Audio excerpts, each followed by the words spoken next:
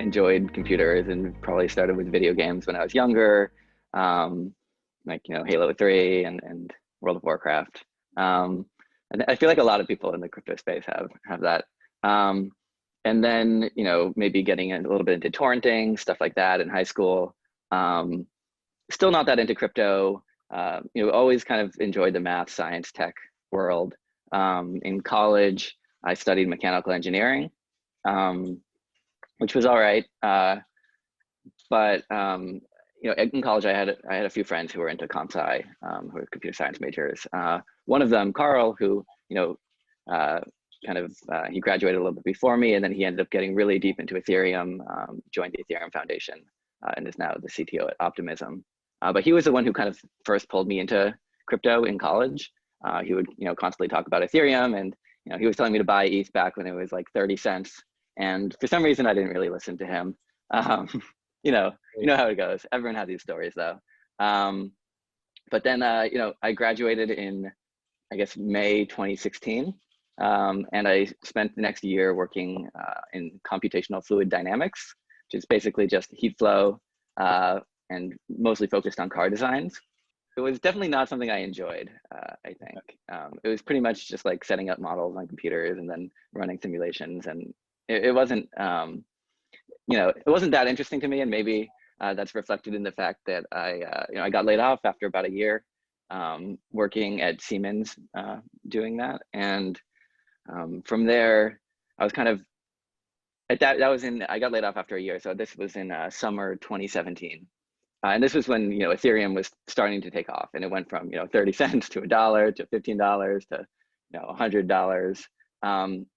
It was kind of during this rise that I started talking to Carl a bunch more again, and started thinking more about Ethereum and getting more into it, maybe bought some ETH. And yeah, so I, had a call right after I got laid off with Carl, and he was like, well, congratulations, this is the best thing that could have ever happened to you. Like, you're going to become an Ethereum developer. I'm like, well, I don't really know software development that well. I mean, I had done a little bit of coding as part of, robotics in college, but like very, very minimal. But, we kind of talked about smart contracts as a sort of a niche skill set in programming that, basically no one knew. And so, if I kind of focused hardcore on smart contracts and only learning smart contracts, that would be sort of a way to kind of distinguish my skill set. And so I was, essentially looking for a way to learn smart contracts and learn Solidity and get more into it. And so, I started playing around with, ERC20 token contracts and some really simple smart contracts. But it kind of became apparent that I needed a project to sort of learn on. And, so I spent a bunch of time thinking about different things, stable coins, stuff kind of similar to MakerDAO and other stuff. But sort of eventually, Carl, once again, kind of pointed me to this blog post from Vitalik called, it was something related to, automated market makers and X times Y equals K, and sort of outlining this very initial early stage idea for what Uniswap ultimately became. And I decided to try to build a proof of concept of that. And so I spent, a few months on that and built a proof of concept. And, it was sort of worked and it was sort of cool. And I kind of built my first website to go along with these smart contracts and had a full working proof of concept. That got demoed at, at an Ethereum conference by Carl, and sort of more people kind of got in touch with me. I started reading about other projects similar, like Bancor and other projects in the space, and kind of continued developing it.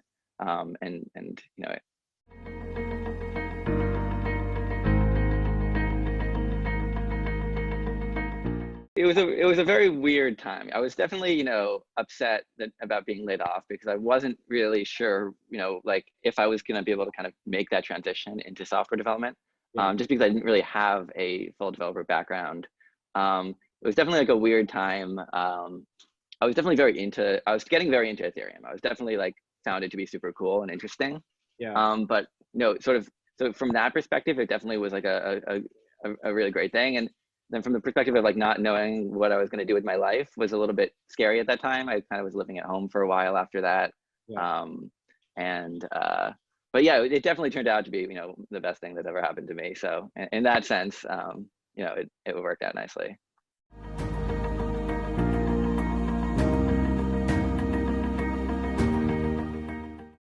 Going from that proof of concept to the mainnet launch, it was a very interesting year, or 2 year or year and a half. I don't remember exactly how long, but it was basically, I got pretty obsessed and was pretty obsessively kind of iterating on it for that sort of whole period. There was just so much to do, and so many sort of such a kind of, programming with money is just really fun. Like being able to write functions that receive money and send money in sort of this very like native way. And there's definitely a huge amount of value to kind of socializing at Ethereum events, and I spent a lot of time doing that as well. Yeah. I can promise I haven't spent every Ethereum event just on my laptop, but I do, I think even at that one I might have just felt a little bit socially awkward or something, and just had my laptop on me and wanted to, I had some work I could have done and just did that, but it was definitely an interesting period. And I kind of spent, while building out Uniswap, I sort of traveled to basically every Ethereum event I could go to. Initially starting to, local conferences in New York, but then kind of branching out to, EdCon in Canada. And then I went to, I went to some blockchain conferences in Hong Kong, mainland China, Korea, sort of all around the world.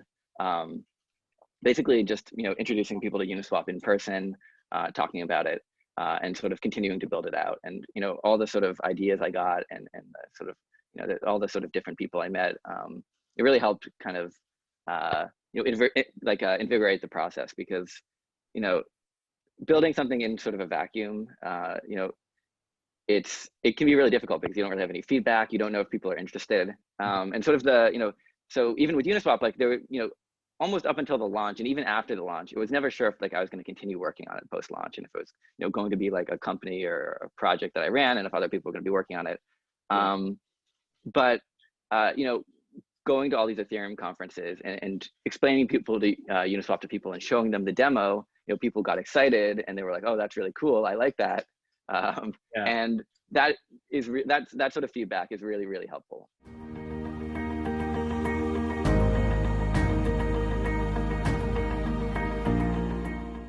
I don't know if you saw, I had that sort of history of Uniswap post where I kind of show some of the early demos of Uniswap. I can send you some links after if not. But essentially, even the earliest versions of Uniswap, even like the version of Uniswap that like was like 3 weeks after I started working on it, there was something there where it's like, wow, there's like not like when you go to like something like Ether Delta, or that's what it was back then, and now it's various sort of order book type trading platforms. There's sort of like this UX that there's so much going on, and there's like there was always, from the beginning with Uniswap, we kind of always had this like, it's just like, what do I want? What am I getting? And it had this like really simple user experience.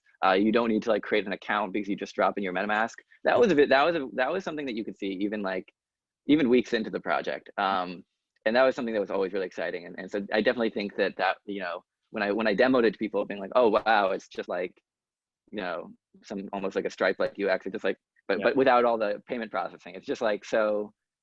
It's something really nice about it. Yeah.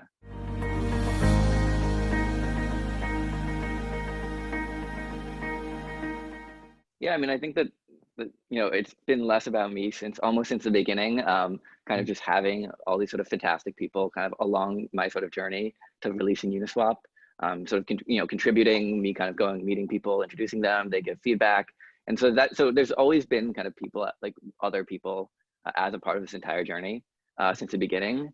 And kind of what you touched on is, early on, it was basically me going to Ethereum events and Ethereum conferences, one-on-one meeting people, and introducing them to that. And then kind of they, introduce other people, and sort of this network kind of grows. I think what was really, pivotal early on, something that I've always been, laser focused on with Ethereum, Uniswap, is modeling it after Ethereum itself. So, kind of other projects, like, the idea was always, can it be as decentralized, as censorship resistant, as permissionless as Ethereum? Modeling Uniswap after Ethereum, right? It's sort of this community oriented vibe of, it's truly decentralized. Anyone can kind of come in and start building on top of it. Anyone can use it. Sort of anyone can innovate around it.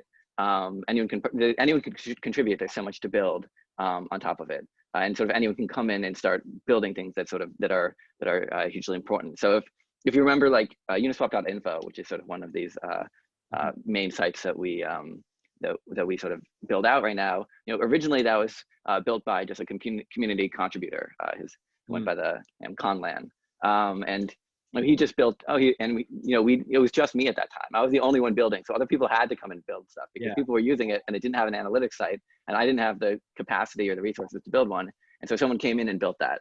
And more of those types of projects started to come out, building up around Uniswap, and I think that was really exciting.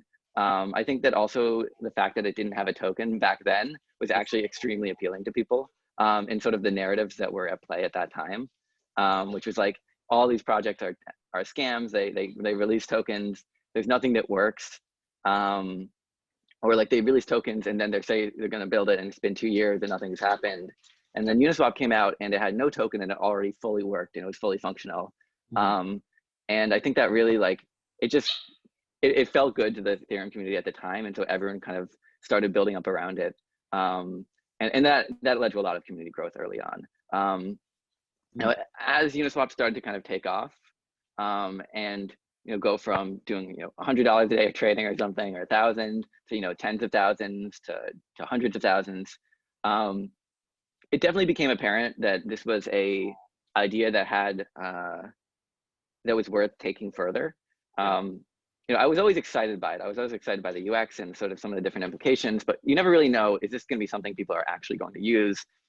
What is its sort of place in the world relative to an order book type model, marketplace? What's its place relative to other things?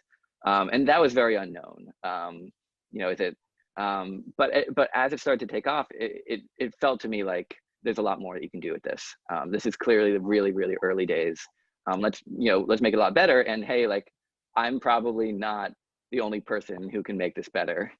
In fact, I'm certainly not the only person. There's thousands, if not probably millions of developers around the world who are much better software developers than me. And so, the idea, and so that was kind of when I, was looking at different business models. Uniswap had originally got this Ethereum Foundation grant, but in terms of like the amount of money that was sort of actually on the table, in terms of, I felt like we needed, a dedicated team, if not a bigger dedicated team, and that's something that's really hard to kind of finance through grants only.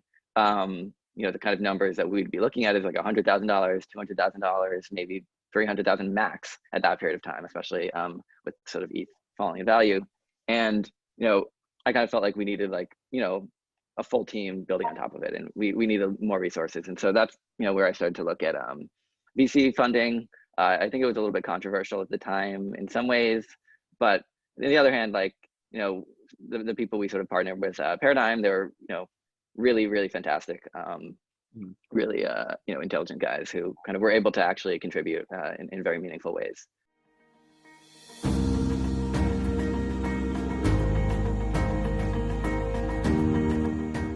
I mean, in terms of modeling it after Ethereum, we'll see how. I definitely, the idea is really to kind of, there are real advantages to having, a truly decentralized ecosystem, right? Both, right? So Ethereum, it's hard to argue, for example, Vitalik controls Ethereum, right? Because there's so much being built on it. There's so much being built around it. It's clearly this decentralized protocol, and it's very obvious that you can build regulated products on top of Ethereum. And it's very obvious you can build unregulated products on top of Ethereum. But Ethereum is just this like core infrastructure layer that's decentralized in its nature, that people can build on top of. And that's really how I see Uniswap, is this sort of lower level infrastructure layer that, you can build regulated products on top of, you can build unregulated products. But it's sort of like a truly decentralized, community owned, permissionless platform. That's sort of how I view it, in terms of, and so, I think that with BitMEX at least, I don't want to talk too far, speculate, I'm not a lawyer, all that stuff, but definitely the sort of centralized custodial nature is a big part of sort of what their what relates to their kind of legal stuff. And in terms of like actually getting into legal and regulatory, I would say that like We just brought in someone, we just made our first in-house legal hire. So we've worked with outside counsel for a long time, but we just brought in Marvin Amori as our chief legal officer. And he's basically going to be managing all this stuff moving forward and thinking through all this stuff on our end. But yeah, in terms of, having it, I always fall back to the sort of Uniswap as infrastructure, decentralized platform, as opposed to it being like a product or an exchange or a if that makes sense. Yeah, I think it does to a degree. I know that going forward, some features that Uniswap needs to have in order to compete, I guess, would be like margin trading or something like that. How would you see Uniswap working in that sense? Because if Uniswap, the developers are creating it, and yes, there's like a community governance token now and all that, but there's easily identifiable people behind Uniswap still. And if you guys do implement some more cutting edge things for decentralized exchange like margin trading, how would that fall under the bucket? And you guys are taking some stance and to help out with that with hiring in-house counsel, but I'm just wondering at what point does it become like Uniswap is doing too much when decentralization hasn't really been figured out enough? Well, so the interesting thing there is that I think that, that's almost the perfect example of what I'm talking about and why Uniswap is so decentralized, is that there have been margin trading things built on top of Uniswap, but not by us, the developers, or not by our sort of team, but by other external projects that want to, add margin trading, right? Because, the way margin trading works is essentially you combine lending with swapping. And so Uniswap is this sort of low-level swapping infrastructure, and then you have projects like Maker and Compound and Aave that are this low-level lending infrastructure.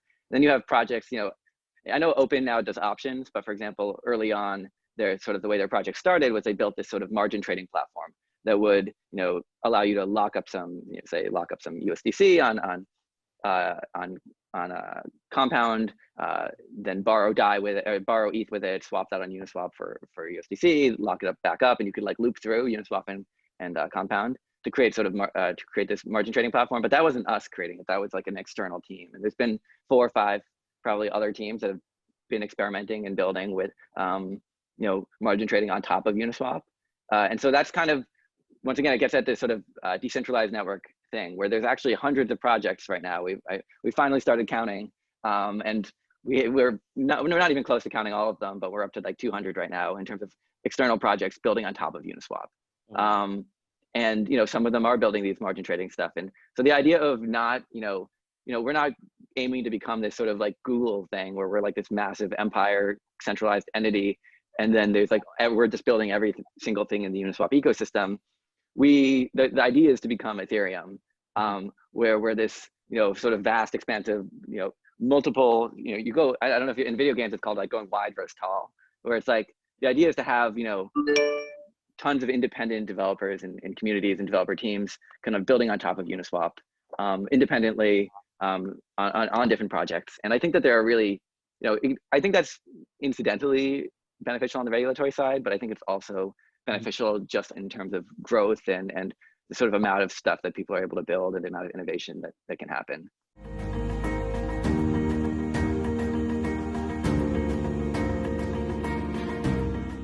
Okay, so I basically believe that decentralized infrastructure is kind of going to be the underlying thing for everything. So like everything is sort of going to, be settled on Ethereum or something like Ethereum or layer 2 is on top of Ethereum, and you're gonna have decentralized infrastructure at the sort of center, and Uniswap on top of Ethereum, sort of like slightly one level higher. And I do think that that's like ultimately where most liquidity will live. I think that but I do think that where centralized entities and centralization kind of comes into play is really some users want decentralization, or some users want to be non-custodial and other ones don't. Right, some people legally can't be non-custodial. Right, some people legally can't custody their own funds, or some entities. So I think that like where centralized exchanges kind of fit in most is, do people kind of want to trust another party to kind of be able to recover their funds, to hold their funds, or do people want to trust themselves? And if they want to, and I think that crypto is all about creating that option to be self-custodial, and also to create the sort of infrastructure that's more robust, because I do think that, you know, ultimately decentralized infrastructure is a lot more robust and secure, sort of underpinning everything. But then, you know, for users who want to have someone else custodying their funds, I think that having trusted entities to do that makes a lot of sense. Mhm. And so, long story short, I ultimately kind of think that everything should, you know, tap into something like Uniswap for liquidity, and that's where like liquidity should ultimately live. And then basically centralized exchanges should be sort of almost on ramps from the fiat world to the decentralized world, and custody providers. Where if people, so, you know, if you want to make a trade and you don't want to custody your own funds, you use Coinbase, and Coinbase under the hood, you know, makes that trade over Uniswap.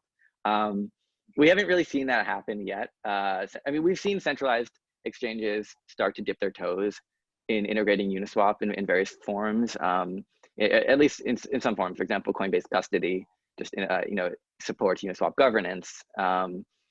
But I do think that, you know, as Uniswap continues to grow and decentralization doesn't go away, and liquidity kind of continues to, you know, move towards decentralization, I do think that centralized exchanges will potentially become, you know, custodial interfaces to decentralized platforms. And that's what I'm pretty excited for.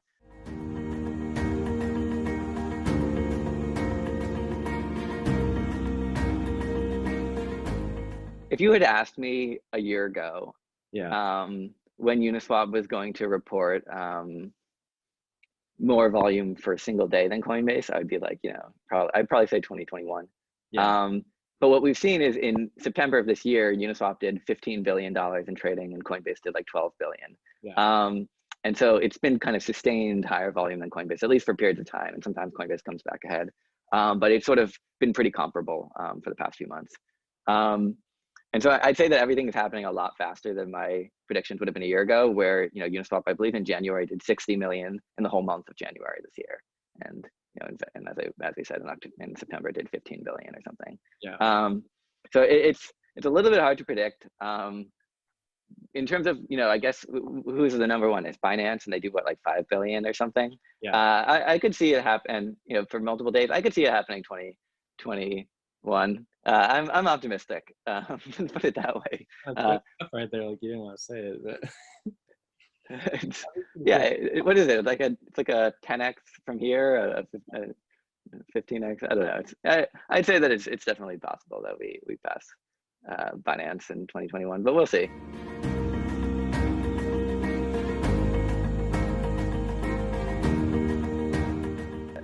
I mean, I'd say that in some cases, Uniswap is already the best place to trade for a lot of assets, for a lot of trading pairs. But there are definitely, you know, like I'd say that Uniswap is not in its ultimate form today. And so, you know, as a team, we've kind of continued to sort of say, well, you know, are there ways we can improve sort of on the research front? Are there ways we can kind of theoretically improve this protocol? And so, yeah, we're definitely, you know, it's not a secret that we're working on one, and it's kind of goes by the name of Uniswap v3. And, you know, there are kind of some, you know, there are various issues that we're looking at. Definitely capital efficiency is one. You know, that you could even imagine, like, if you think about like this sort of, you know, a trading pair on Uniswap, for example, like on the ETH to DAI pair, say like probably 25% of the capital sort of exists on a part of the curve where ETH is below the price of $10. And like, what's, you know, so like one thing to think about is that just like, yeah. there are sort of some capital inefficiencies with Uniswap where there's sort of a lot of capital ends up being, you know, not fully utilized and sort of just kind of sits there. And so, you know, ways of making Uniswap more capital efficient are ways of kind of making it significantly better, able to offer better prices, all that sort of thing. And so that's definitely a you know, very critical area. Another sort of critical area of research in the automated market making space is kind of just like more kind of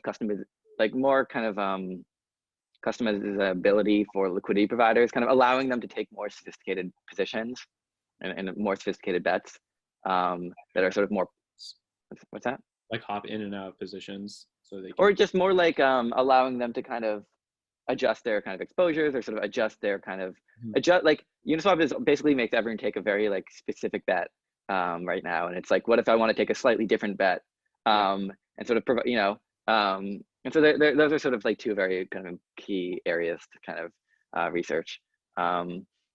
Yeah, in terms of, working with Paradigm, I'd say that, Paradigm is one of several very, awesome research kind of partners we work with.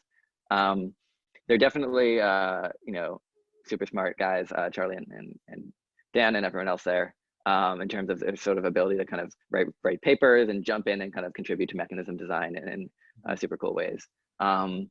We also kind of have various kind of other advisors and teams and different people we kind of work with. And obviously also I think that our team is super fantastic.